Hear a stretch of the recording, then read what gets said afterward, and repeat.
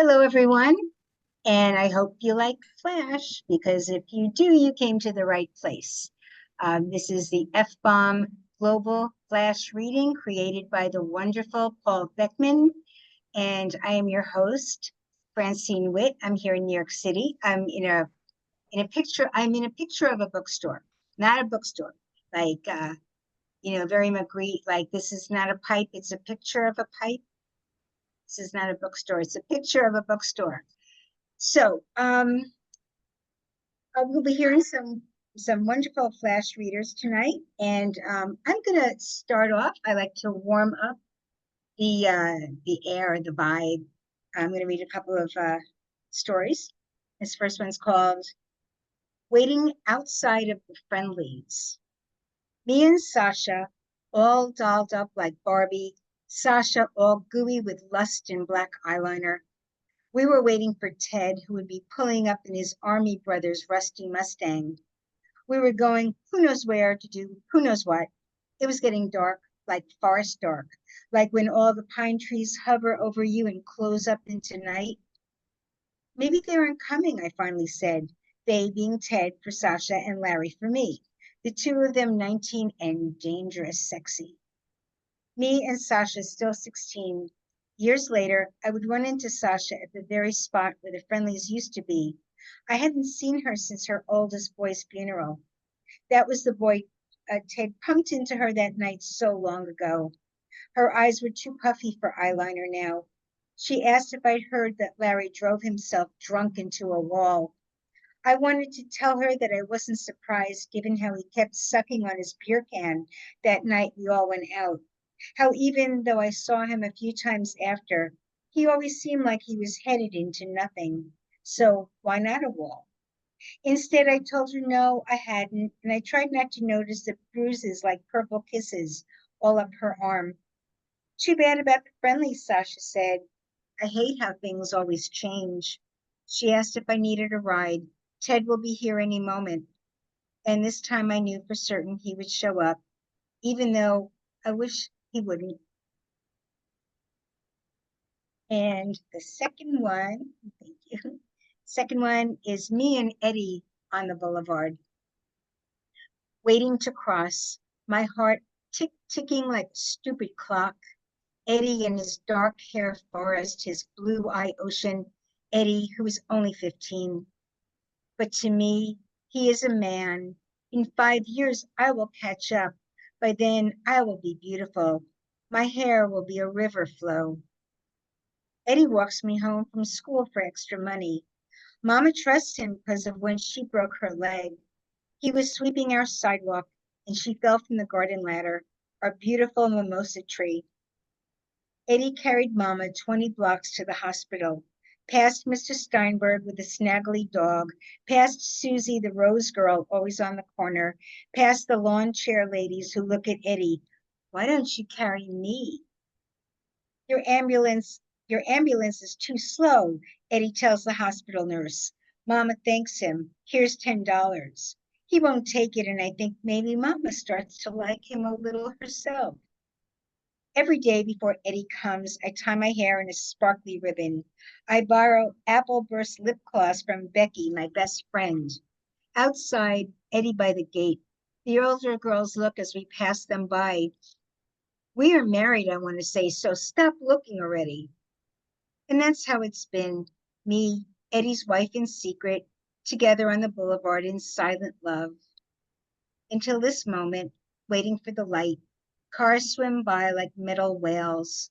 Eddie looking over their tops and across the street, looking for something on that whale horizon. And then, there it is. Across the street, the candy store girl, arranging the newspapers outside, thin with midnight hair. She is the beautiful I want to be. I look at Eddie and the way he loves her, the tornado starting in his eyes. When she looks our way, he waves, but she doesn't wave back. She doesn't even see him. If she did, she would love him too. That's when I know how hard I love Eddie and how I have to let him go. A boy slash man like that with all the girls looking at him wanting the one who doesn't. I tell him right there on the boulevard, it's okay. I'm a big girl and I can walk home with just Becky. I can't tell if the sadness in his eyes is from me or the girl who is still not looking back. The light turns green and Eddie takes my hand. We pass the cars standing still, their metal fronts, big frozen smiles. They're waiting, just waiting, while me and Eddie cross the boulevard on the way to the next thing that is going to break our hearts. Well, thank you. I hope we're nice and warmed up now. um, thank you for the comments in the chat. Readers in the room, in the Zoom room, don't forget to use the chat. And readers, when after you break, don't forget to read them. Okay, so first we're going to hear from Cindy Rosmus. Cindy Rosmus is originally from the Ironbound section of Newark, New Jersey, once voted the unfriendliest city on the planet. She's proud of it. She's published 7 collections of short stories and is the editor, art director of the crime fiction webzine, Yellow Mama. Great zine, by the way. She's a Gemini, a Christian, and an animal rights advocate. Cindy Rosmus. Hi, guys. So happy to read with you tonight. I'm going to read. Hold on. I just got lost here. Hang on. Where am I? I'm sorry. On my phone. I got lost. I'm sorry. This is showbiz, folks. Yeah, I know. Let me find. Okay. I'm going to read 2 short pieces of micro and a flash. Let me find the micro first because it was right there. Here it is. It's called Din Din in Purgatory. 1968. Mary, Mom said as the Twinkle's wrapper crinkled. It's almost Din Din. I know. Din Din, like I was 3 instead of 12. You're not fat enough?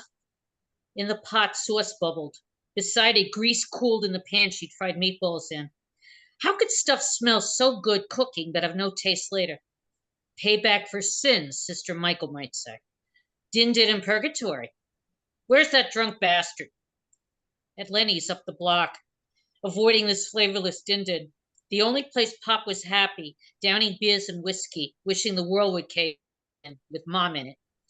God, I prayed, make me a grown-up. I could drink too. Someday, Mom said, he'll fall off that bar still dead. Out of nowhere came sirens. As fast as I could on my chubby kid's leg, I ran outside. Around Lenny's, it was chaos. Ambulance, cops, neighbors, nosy Mrs. Murray, whose husband we heard shot himself to get away from her. The door opened, with music blasting. Those damn Beatles, Mom would have said. As the stretcher passed me, Lenny grabbed me, tried to turn me around. Pop's face was covered, but I bet he was smiling. And the other story is called, let me find it because now it's in a different part. Now it's in alphabetical order. Reap the Reward. Twice so far I tricked death without realizing it. It's this building, Rocco, my ex, said. The apartment numbers and letters, they're all screwed up. He was the super now, lived in the basement, but still didn't know which apartment was which. Something to do with A meaning first, B meaning second, so. You being an E4, Rocco said, smirking. Confuse the Reaper, poor guy. Or girl. Who knows what death really looked like? In Twilight Zones, it was Robert Redford and that creepy hitchhiker guy.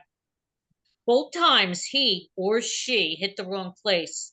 That math professor in D4 whose wife left him, followed by Susie next door in E5, who tended bar at Scratches. Lots of free drinks would be missed, I thought, with poor Susie gone. But better her than me. Mysteriously, both their hearts gave out in place of mine within a week. He's getting closer, Rocco said, like he could care less. Gotta tell you, he said, after they'd found Susie all bug-eyed on her bathroom floor. When I got the call, he squeezed my arm, and heard wellness check in E5, I was tearing up. I'm E4, I said. But as the EMTs brought out Susie in a bag, I was lost in his touch. I guessed I still loved him. One last fling, I thought, before I croaked. How do you feel? He asked today. Do you have chest pains? On the 5th-floor landing we stood, him leaning on the mop. Finally, he was cleaning the hallways. No, I said. As near death as I should have been. I felt great. The docs called it. Geniuses, right? Don't you know? I told them. There are more old drunks than old doctors. I'm hungry, I said, cracking a beer. Let's order a pie. The pizza guys, too, always confuse these apartments. But maybe, just once, he'd get it right. First try. While the pie was scorching hot. Just once, I thought, before I croaked. A half hour later, Rocco was inside, downing my last beer. The mop abandoned. I hope Pizza Man didn't trip over it on his way up. Footsteps I heard, at first distant, then closer. Not trudging up 5 flights like you'd expect, but prancing, like instead of a job, the feet were doing it just for fun. I'll get it, Rocco said when my bell rang. E4, the guy asked jovially. E, like in Edward. E, meaning 5th, and 1, 2, 3, 4. Yeah, I heard Rocco say. He started choking or gasping. Then there was this huge thud. By the time I reached him, he was dead. From the stairs, I heard laughter that got fainter with those princy footsteps. Teary-eyed, I sunk down beside Rocco. On the floor beside us was the pizza box. I smelled sausage and peppers, but we'd ordered plain. This time the Reaper tricked me, but I'll live. Thank you. Wonderful. Thank you, Cindy. Thank you. And someone in the chat said, love to hear you read, and you're always a treat to listen to, like a one-woman crime spree. That's how I always think of it. So thank you very much, Cindy Rosmus. And do come back to the FBomb. Next, we're going to hear from Niles Reddick, who I believe brought along some company with him tonight. He'll tell you about that. Niles Reddick is the author of a novel, 4 short fiction collections, and 2 novellas. His work has appeared in over 500 publications, including the Saturday Evening Post, big time, New Reader Magazine, Cheap Pop, Flash Fiction Magazine, Citron Review, Hong Kong Review, and Vestal Review. Niles Reddick.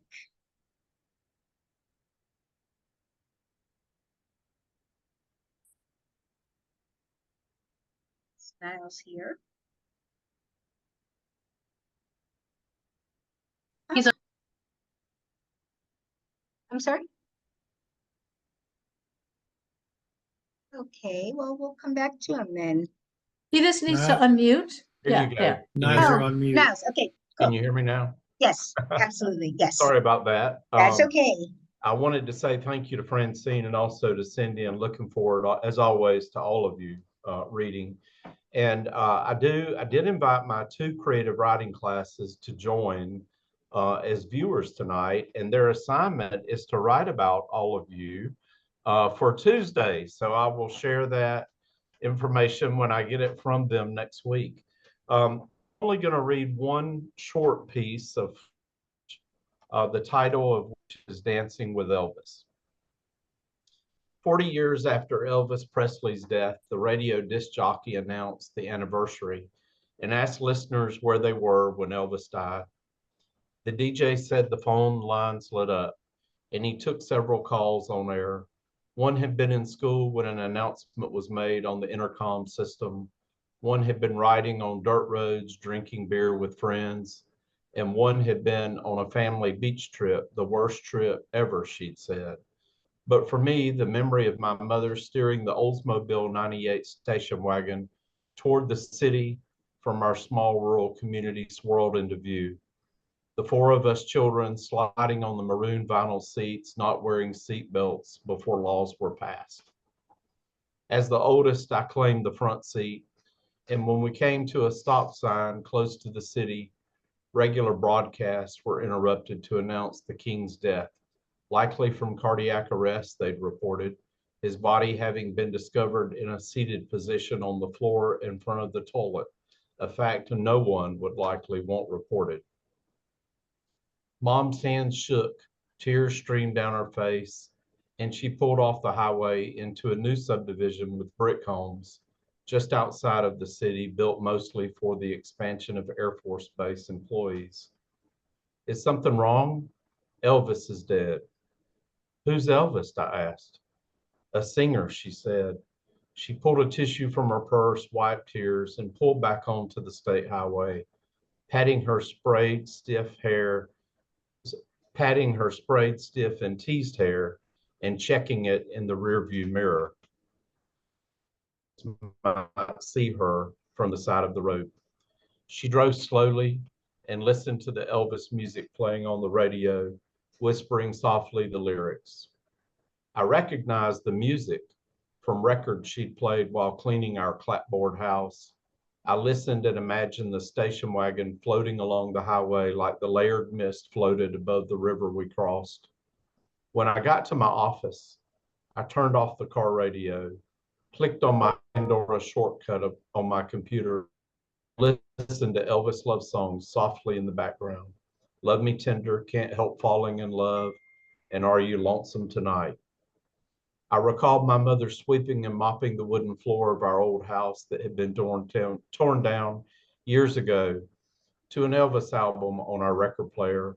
Her broom and mop were dancing partners, and she imagined Elvis loved her, was singing to her, particularly after her alcoholic husband knocked her around.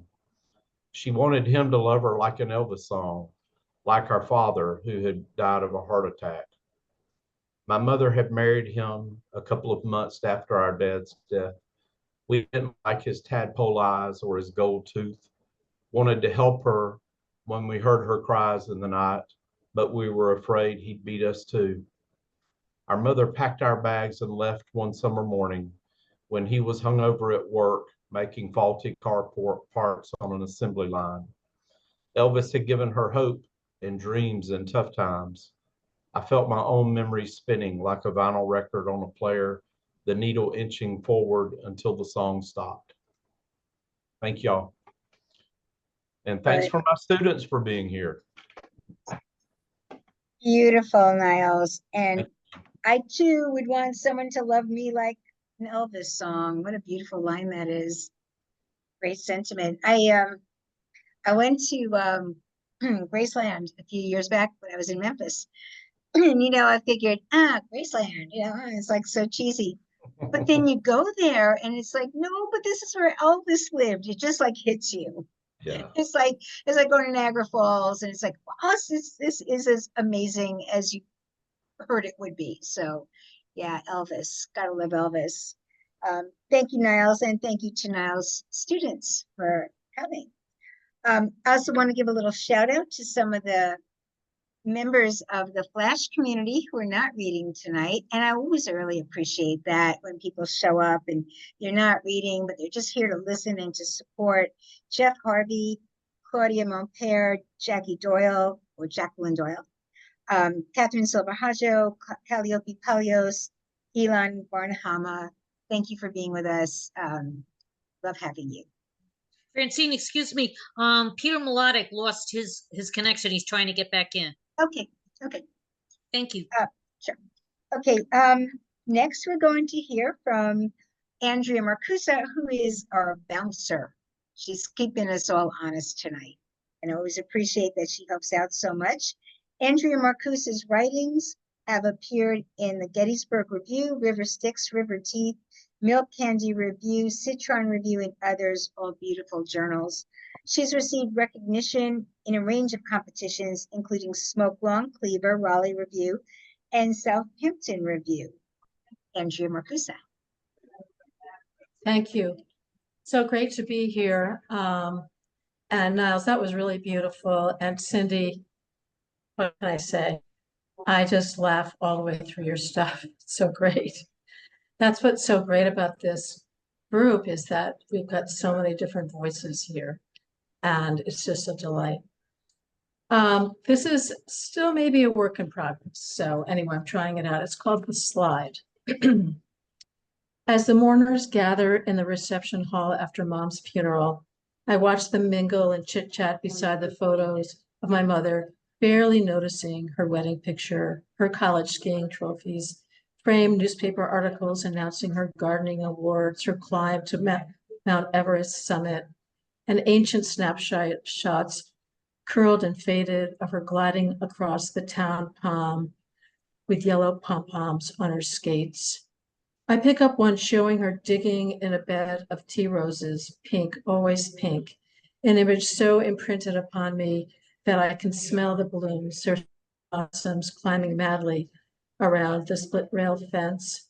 I don't know why this image tortures me more than the others, but it makes me miss her all over again, and I feel struck by an icy ocean waves.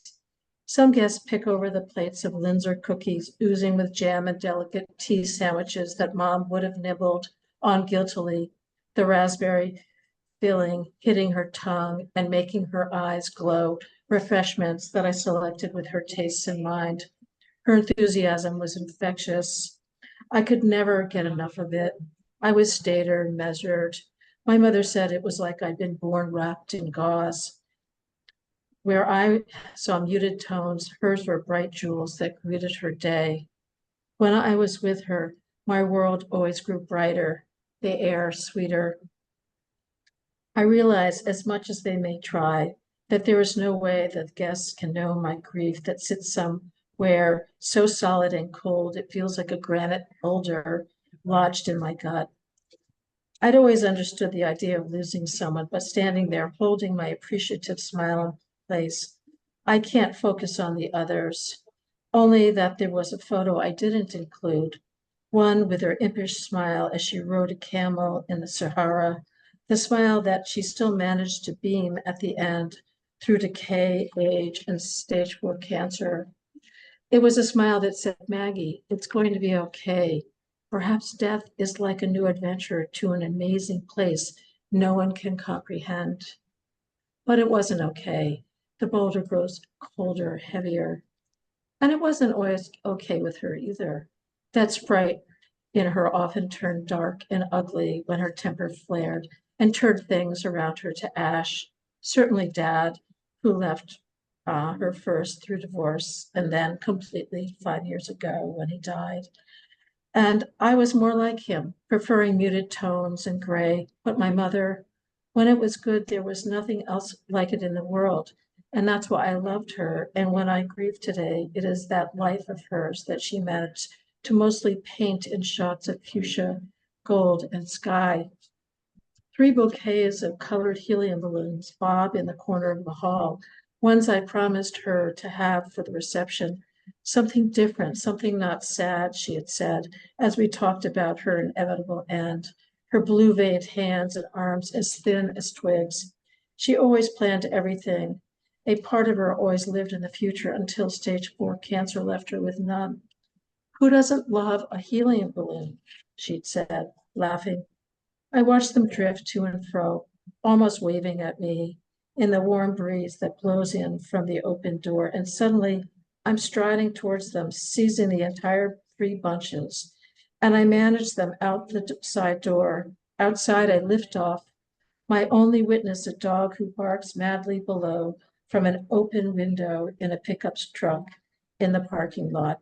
I giggle as I rise, relieved to leave behind the heartfelt platitudes, the nervous chit-chat, the fumbling, as faces and names I don't recognize struggle for appropriate words for me, my mother's only child. It's easy to hang onto the balloons as if I'm weightless. The rock within me is dissolving as soon as I just touch the balloon strings. I've risen above the church, the cemetery, the railroad tracks, the elementary school, and float it east towards the Seabreak amusement park. I don't know what is steering me, but a pull tugs me along. When I arrive at the park on the coast, I begin descending toward the top of the giant slide, where I somehow sense I'll spot Mom, her eyes bright with infectious enthusiasm, flashing that smile and waving to me because she's found a new exploit. Yoo-hoo, Maggie! I touch down beside her, let go of the balloons, and as they drift towards the clouds, Mom arranges the small square of rug beneath her and hands another to me. Quick, get on, there's no crowd. She's right. The entire park pulses with jelly bean lights and movement, but we're the only patrons. She motions for me to sit down, and I do, slipping behind her, my cheek resting on her back, my arms clasping her waist. She feels warm and strong, and I sink into her, nothing like the icy hands and bony ghost of a few days ago. I'm speechless, giddy, and choked up simultaneously. We sit there looking out at the merry-go-round, horses bobbing, the tilt-a-wheel spinning, the Ferris wheel turning, feeling the sea breeze blowing off the harbor, the roller coaster clatters, and the calliope papas. We rest there on top of the world, and I understand that this is one last magical moment, just the two of us, a proper send-off. Neither of us speak. We don't have to. Slowly, she and I inch towards the steep incline. And as we draw closer and closer, we both begin laughing like teenagers who are afraid to leap off the high dive. I dig in my heels to slow us down, drinking in the colors, the music, the warmth of her back against my cheek. I spot a day moon peeking out from behind the cloud above and pinch myself before she pushes off. Oh my goodness, what a beautiful and sad, touching story. It's like just this beautiful combination of just exquisite details and so much heart. It's really beautiful. Thank you, Andrea Marcusa. Hey, next we're going to hear from Mikki Aronoff. Mikki scribbles away in New Mexico. She's thrilled to have stories coming out this year in Best Microfiction and Best Small Fictions 2024. Mikki Aronoff. Thank you. I am so happy to be here. Andrea, that was just beautiful. When you read Who Doesn't Love a Helium Balloon, I first heard Who Doesn't Love a Healing Balloon. It was just lovely. I'm so happy to be here. I got to take a deep breath now after your reading.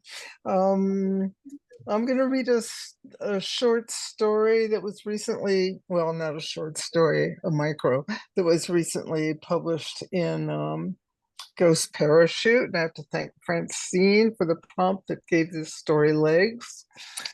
And I got to play with something on my iPad for a second. Okay. It's called Purple. And I think I'm crazy to try to again read a breathless sentence on a Zoom, but at least it's short. So, purple. Is this one supposed to be purple? I asked the waiter, that young slip of a boy who'd given us his name when we got seated, pointing to the glossy picture on the tall laminated menu he handed us. Mine a bit sticky, but the letters and prices perfectly calligraphed by the owner himself, he recited, that waiter who'd looked everywhere but at us when he introduced himself. Like I couldn't look at my father when my twin and I started to blossom, and he didn't have a clue what to do with us girls, because Mama sauntered out the door just as we sprouted little mounds on our chests and started plucking our eyebrows. And now my date, who swore he was just gluten-free, started ordering lactose intolerant, negotiating to sub anything for cheese, swerving like I used to do when Father caught us sneaking back into the house long after he'd told us to be home. Our matching pink polyester shrugs catching on the rotting frame of our bedroom window, our breaths reeking of cheap orange-flavored vodka. So I shot my date a side eye and asked the waiter kid again, this time trying violet, the next time lavender, and then the color of grape soda on a hot day, and you're at a picnic and someone's drowning in the lake, but you don't know how to swim. Thank you. Wonderful, Mikki. That was wonderful. And that was one sentence, huh? That was one sentence. Nice. Yeah, you got some nice comments in the chat. Yeah, powerful. Thank you so much, Mikki Aronoff. Thank you. Next, we're going to hear from Zvi A. Sesling.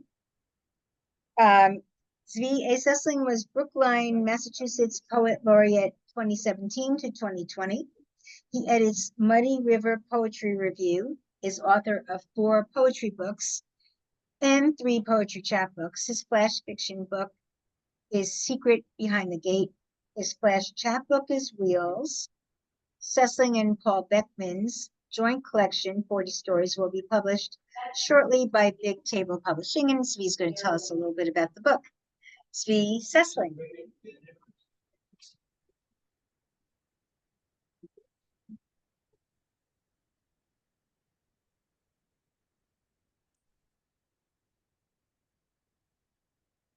He's on mute. Zvi, you're on mute. Oh, there we go. So I'll repeat. Thank you, Francine, for hosting. You're doing a great job. I really enjoy you doing it. Paul, as you know, is laid up at the moment. And I'm going to read from our joint book, 40 Stories. I'm going to read a very short one of Paul's and a very short one of mine. Paul's is called Conversion. I married a robot. My family wouldn't come to the wedding because she wasn't Jewish. They sat shiva for a week. The home was sugar 9 yards, torn black ribbons, covered mirrors, cushions off the chairs, corned beef and tuna sandwiches on seeded rye, coffee cakes. She decided to convert 8 months after the wedding and took the name Freya. She then went to the mikveh. Unfortunately, Freya rusted, which the rabbi declared voided her conversion, so she couldn't be buried in a Jewish cemetery. My family all came. Again, the home was sugar 9 yards, torn black ribbons, covered mirrors. I had mother call for delicatessen. For 30 people, she said, your number 4 Shiva special pastrami, corned beef, tuna sandwiches on seeded rye, but add egg salad this time. Okay, number 5 then, and fresh coffee cakes. Don't forget the coffee cakes. Now that is Paul's great sense of humor, which I really love. And I will read my story, which it's called Memphis 1954, and it was before Niles was even born. So here we go. Ernie Leibowitz is 13 when he moves to Memphis because his father gets a job as a cotton plant manager. It is 1954 and the mayor E.H. Crump has just died. Segregation rules, bathroom, water fountains, seats at the ballpark are divided by black and white. Ernie goes to the ballpark on a sunny day before school starts and sees all the good seats are for white people and the edges, left and right field bleachers are for blacks, if any come. Coming home from the ballpark, Ernie takes the municipal bus, having just moved from New York City. He does what he always does. He walks straight to the back of the vehicle, sits on the rear bench. He notices everybody at the bus stares at him. The driver pulls over to the curb and walks to the back where Ernie is sitting. Can't sit there, young man, the driver says. Why not? It's empty. Only the colored sit here. Can't you see? Them coloreds sit in the rear, White folk up front. Ernie looks at the driver. That's silly. Where I come from, everybody sits where they want. Well, you all ain't where you come from. You're in Memphis, and in Memphis, white folks sit up front, coloreds in the rear. Get it? No, Ernie replies. I don't, get it. You just mosey back up front. There's plenty of seats up there, and you won't have any trouble. Trouble? What kind of trouble? You'll see. I call the police. I don't believe you. I want to sit here. You can't. With that, the bus driver walks back to the front, removes the keys from the ignition, and exits the vehicle, flying a passing police car. He explains what is happening, and one of the policemen comes on the bus. After a quick exchange, Ernie finds himself in handcuffs and in the back seat of a black and white cruiser headed to police headquarters. When his father arrives, the desk sergeant explains what is happening, and Ernie's father promises it will not happen again. Every day after that, Ernie's father drives Ernie to school, and a cab waits to take him home. Thank you. Very powerful, Zvi. Very powerful. And yeah, you know, this like that wasn't that long ago, right? Like 1954, not that long ago. No. So, which is really striking and sad. And thank you so much for reading Paul's story. Yeah. And congratulations on your upcoming book. And we look forward to seeing more of it. Yeah, we all hope for a quick recovery for Paul. Definitely, definitely. So thank you, Zvi A. Sesling. I want to also welcome Cindy Bossett, Maria Scarville, Sophia Wiseman, Brittany Clark, David Kowski, David Bright, and Becky Porter, I believe. Thank you really for being here. We really appreciate it. It's nice to have new faces. So next we're going to hear from, and we're going to have a little visual treat tonight, Amy Marques. Amy Marques grew up between languages and places and learned from an early age that the multiplicity of narratives. She penned, I love this bio, she penned children's books, barely read medical papers, and numerous letters before turning to creative writing and visual poetry. Her work has been nominated for awards and published in journals and anthologies, including Chicago Quarterly Review, Sofilipojo, Ghost Parachute, and Booth. She's the editor and visual artist for the Duets Anthology, which is a beautiful anthology, and author of the found poetry book, Hearts. Amy Marques. Thank you, Francine. I'm going to read a teeny tiny, or as Mikki calls them, short stories, because flash writers call micros short stories. And then I'll show you all parts. And this one was written in a Francine pop-up, and it pays homage to a painter, so I thought it was appropriate. This is not A Starry Night, after Van Gogh's Potato Eaters. Sarah was glad she'd refused to be painted, refused to sit at the tiny table in full Sunday garb, hair tucked, hat on, eating potatoes. It's not that she didn't like potatoes. She loved them, in fact, loved how giving they were, how generous and soft and filling and forgiving. Loved how she could wrap them hot from the fire in her apron to warm her feet at night, then eat it, chilled and still soft in the morning. So it wasn't that she didn't like potatoes, but she couldn't fathom why the man who understood the spirit of the stars, the mesmerizing shine, the lure of the moon, who had known enough to later paint the night, would think she'd be content to sit under the waxing light of a lamp, as if in the bowels of a sinking ship, when she could sit on the rooftop under the stars and watch the swirling sky while she bit into her lone potato. And I will now share my screen to show you nothing like the story. So here's one page of parts, and parts is really, I took a book, The Party at Jack's, which is actually, let me stop sharing so I can show you guys this because it's weird enough.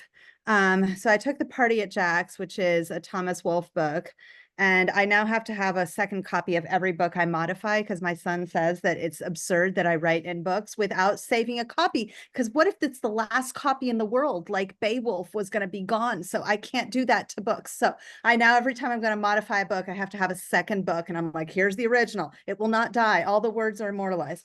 But here's the modified copy where I literally took each page and painted over it. And so I'll show you, and it's been printed as a book parts, and it's all visual poetry inside, but I'll share the screen so we can share some of these poems as visual poems.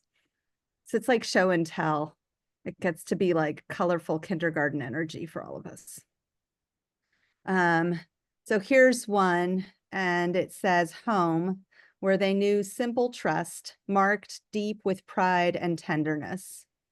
Or the next page that has pain maddened and exasperated, prodded, sometimes heavy, stomach turned, cautioned, cursed with rage, nevertheless expected home again, endured it all together. And I'll do two little ones more. He had never forgotten her. He went to find her where she was waiting, as well as all the words that she would speak to him. And there was a recent review where somebody pulled out these two, and I'm especially proud of them because it's actually like a 4 or 5 page toothbrushing scene where it just keeps going on and on about shaving and brushing teeth, but we can change it into morning erect sense of power with a sultry and lavish aromatic play. And finally, considerable satisfaction, earnest. Side to side, pleasantly, firm stroking fingertip, gently holding, arched, grunted, slight tug for a moment, satisfied, but always excellently. And you're getting, it's good because I can flip through and you can see like the whole book and the last one. And now, yes, even now, mad with hope, unfortunately. So that's a little sneak peek of part. Let me just jump in here, Amy. You're just kind of bearing the lead. You painted those. Yes, I did painting and collage, and some of it is, and most of it was painted directly on the page, very haphazardly, not much plan. So I think of it as the energy of a kindergartner painting over a parent's work papers with no care in the world for what's under it. But there's something to be said about like the foundational material. I'd usually find the words and then just kind of splash paint and glue things over it. So yes, I did paint those. Yeah, so just having that brilliant idea wasn't enough, right? To just like, highlight some of the words. And I know like it's erasure poetry, right? Yeah. So that wasn't enough. You took it one step further and said, I'm going to paint these beautiful paintings right over them. Yeah. Stunning work. It's kind of fun really. that sometimes people do a page, but there's something to be said about doing like the full novel. And Francine's gone through it. It kind of, there's a cohesion. It turns into something else, and it kind of ends up telling a story, and it becomes a collection of poetry, and thematically they end up tying together, and there's something about hope and beauty, and which shifts from the original tone of the book, which was also fun to do. Like emotionally, the original had one tone, and it feels like it flipped it a little bit. That was kind of fun to do. Oh, well, it's just beautiful work, really. Thank you for letting me share that. Pleasure. Thank you for showing us. Then where can we get this wonderful book? Oh, I can pop a link into the chat. There's a digital version that you can get at Full Mood, and there's the print version in Lulu. I'll pop both of those in. And I'm going to be recording this, so when I put the recording on Facebook, I'll put those links in as well, so that someone who's not here, because it's just such a beautiful book to just have. The concept is so amazing, and I'm just thinking of all the work that took.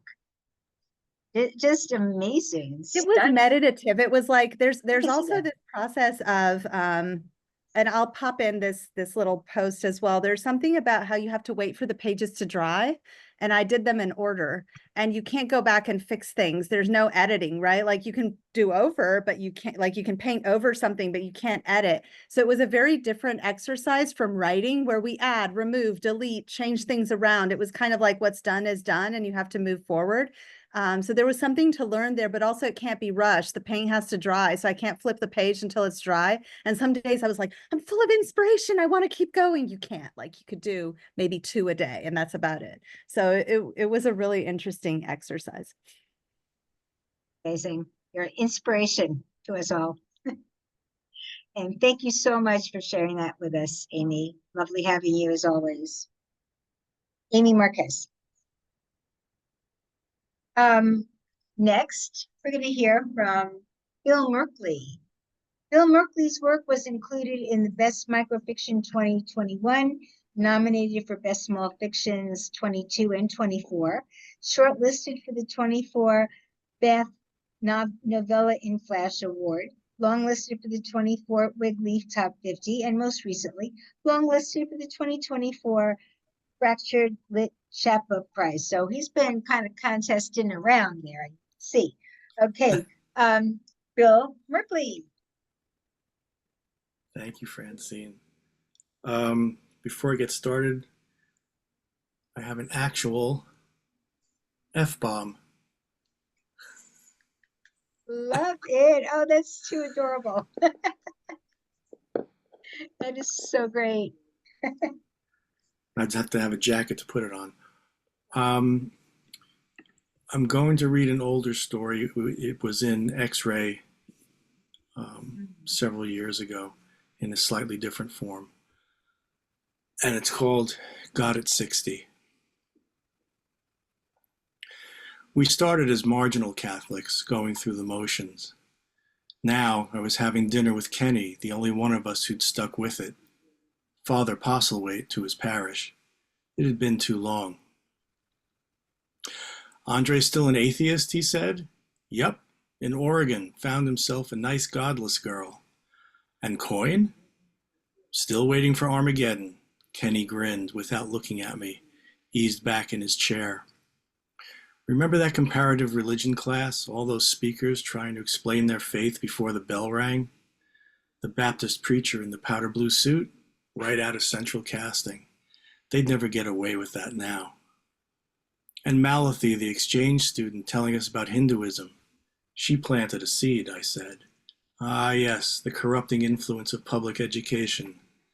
Well, she was cute. Even so, back then, I thought the rabbi and the priest made the most sense. Thank you for that. So why Zen, then? No dogma. Only took me 30 years to find it. I held my cup with both hands, elbows on the table. Listen, I'm sorry about all the Jesus jokes. Most of them, anyway. You're forgiven, my son. I'm sorry I didn't come to your Jukai ceremony. No worries. You know, with these knees, I meditate in a chair now. Most of the time, I nod off. But it was important to you. Well, you thought I was going to hell. Oh, you're still going to hell, but I should have been there. The server who'd come to top off our coffees eyed us like she expected a brawl. Kenny and I burst out laughing. Back in the day, I had told him about an abortion I'd paid for. Not a confession, just friend to friend. And it had gotten between us. What a relief to talk like we used to. By the time we got our coats, I'd forgotten how I got there.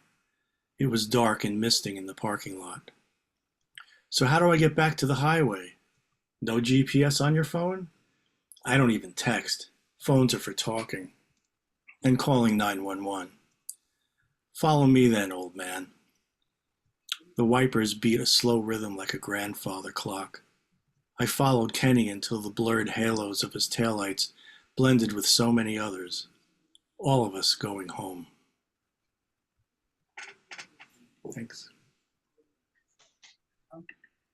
Thank you so much, Bill. Thank you for being here with us tonight. Sure. Bill Merklee.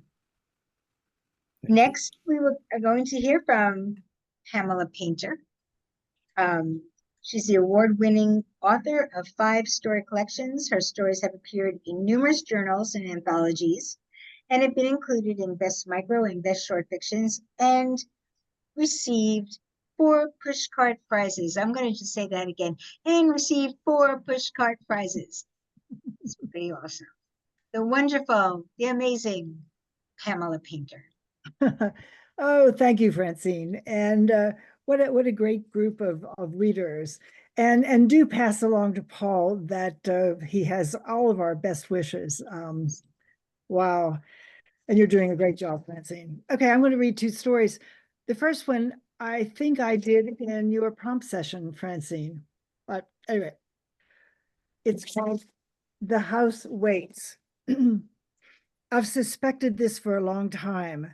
When I walk out the door, the house waits to hear me call goodbye to my husband, to hear my car start, waits to hear me drive down the long silver lane of crushed oyster shells, imagines me turning onto the paved road, assumes I will be gone a while.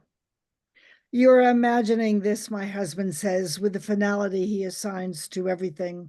His drinking and missed AA meetings, disowning our creative, wayward is his word, our creative daughter in Barcelona, and me, the wife, suspecting infidelity. I also suspect he doesn't experience our house as a living, breathing, bloody thing. Its rooms inflating with breath, then deflating with a sigh, sometimes a cough, a gurgle, a belch. Why am I the only one to experience this phenomenon? Or more pointedly, what is the future of this knowledge?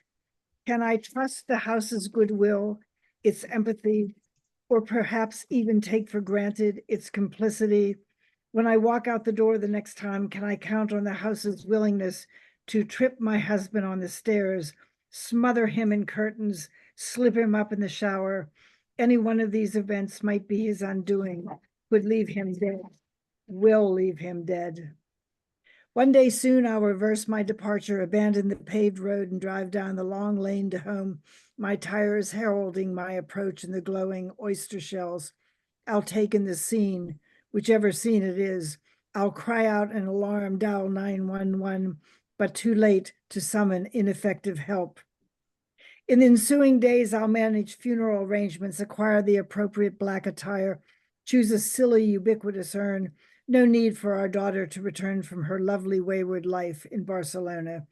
The catered reception after the memorial service will cause only minimal disorder for the house. I'll schedule and attend the reading of the will to be sure of no disruption to my remaining in our house, my house. We'll breathe together. The house, I suspect, knows.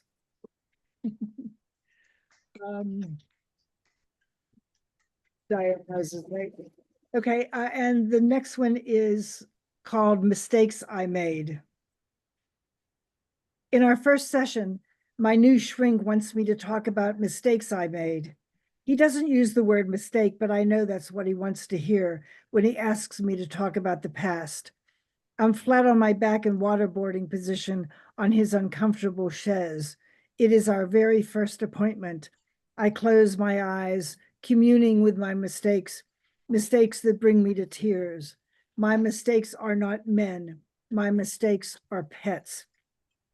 I tell my shrink that as a child, I was forbidden to have pets. Our neighbors had pets, my friends had pets, all my cousins had pets. I used to visit their pets. Then after college, when I moved into my first apartment, I finally had pets. The 3 kittens were my obvious mistake first, that morphed into 2 litters I didn't have the heart to give away. I moved out and didn't leave a forwarding address. I think about those tiny kittens and 3 cats. Surely someone heard them mewing and came to their rescue. I tell them the fish were easy but boring. I finally took them in their fancy bowl with the gurgling underwater garden into the office lounge. But the snake, whatever was I thinking when I walked out of the pet store with a ball python the size of Mad Max's belt? I knew immediately it was a mistake. I refused to name it, regretted the expensive cage. The very next day, I returned it to the pet store along with its distressing dinner supply of 6 squirming, squeaking mice. There are tears in my voice as I remember the parrot I named Maria Callas, whose voice was just like Callus, except for all the extra toxic swear words that accompanied her arias. I describe opening my apartment window wide, wide, and how sometimes I think I still hear her singing. Tears spring to my eyes. I sit up abruptly, swing my feet to the floor. I say, oh, the tiny miniature horse was... My new shrink holds up his hand for me to stop. He tells me there will be no charge for this exploratory session, but the session is over, and alas, he is booked solid for the next 2 years. He nods a dismissive goodbye. I leave. You are waiting for me. It might be a mistake to tell you about my pets. Love that, Pam. My mistakes are not men. What a great line that is. But beautiful, beautiful stories, as always. Thank you, Pam Painter.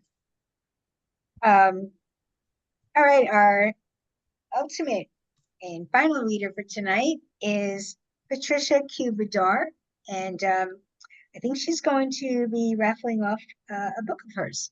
So watch for that. She's a lifelong Californian. Her novelette, Wild Plums, ELJ Editions, is available on Amazon.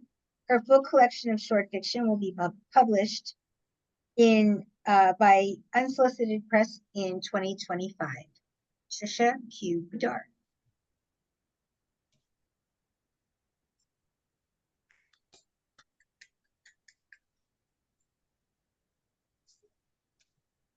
Did we lose her? Patricia, you're muted. Oh, Thank there you, go. Zvi. Just when I was complimenting everyone, I was thanking Francine, of course, and Andrea too, and just saying that it's no surprise that Pamela Painter is so celebrated in our community. Writing it really killed me when, now I can't remember the exact words, but at the end when you're saying I'll return where you're waiting for me, that was just a fabulous pivot, and both those stories were so great. I'm going to read something short and kind of naughty because I know how you guys are. Let me find it. Hold on.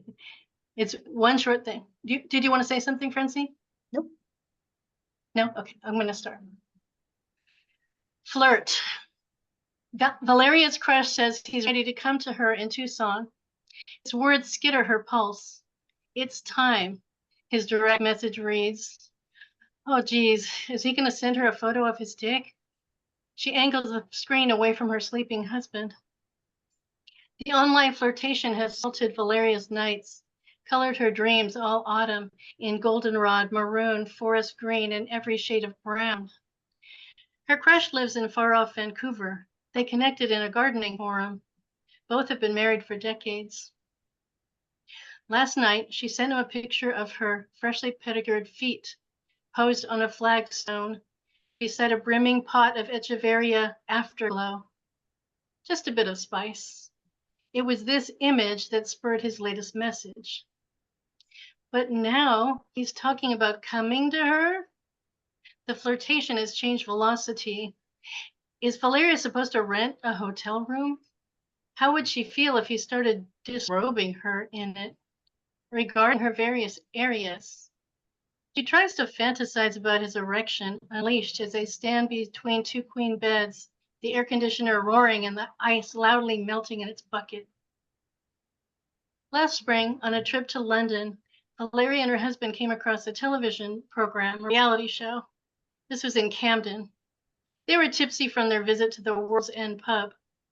The contestants' faces were hidden and only their genitals, in the cases of women, also their breasts, were illuminated, while the main contestant asked them saucy questions and added things like yum and oh, very nice.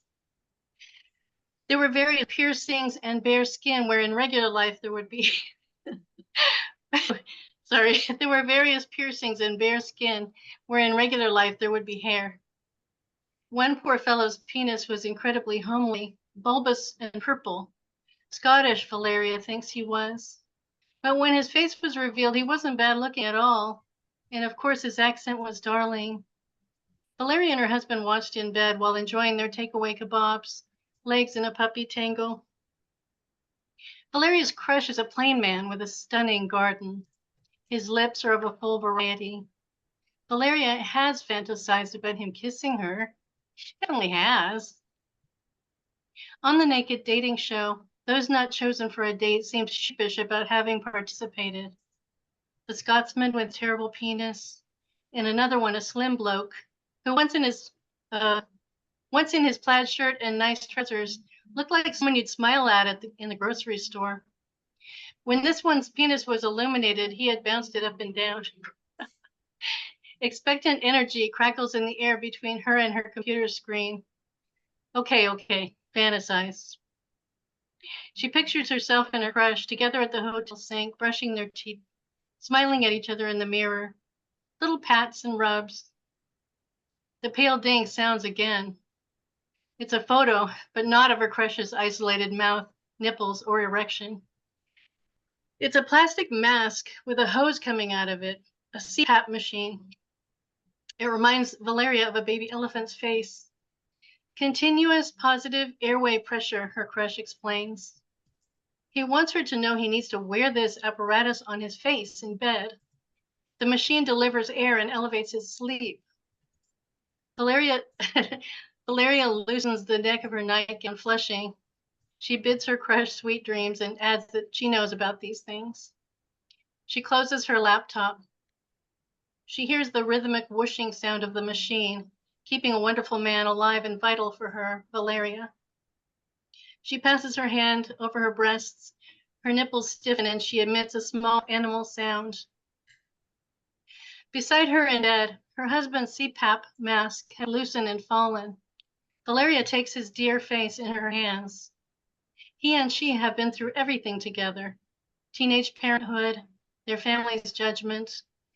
Later, the flounderings of a business they ran together, children, and now his own affair, which after a year he still has ended, despite his promises to Valeria's stricken face. There are faint marks on his skin from the machine. She hopes he is drinking enough water after his runs. Valeria remembers her husband carrying her across the threshold of their Camden hotel room. His expression of utter transport as he held their first child. She sees the two of them checking their blood pressure together before breakfast. Hair mussed, slippers discarded who knows where. Little pats, little sounds. Just the two of them. And that's it. That's her fantasy. Thank you. It's great. Great, Patricia. Patricia had said before in the chat, we're homework for Niles students. I think they've got a lot to choose from tonight. I hope they didn't all run away. Well, thank you. And Patricia, were you going to give your book away, or you went back on mute? I ran across an extra copy of my novelette, which is called Wild Plums. And you can see what it is one long story. Francine was kind enough to blurb it, and another person did too. And I'd love to send it to somebody in this group. If I thought Francine would choose a number and then I can count, or you can choose and count, whatever you want. I'm going to use the little randomizer app. Okay. So you know that it's legit. We have 23 people. I'm going to take out me and Patricia. And so that's 21 people, right? That's legit.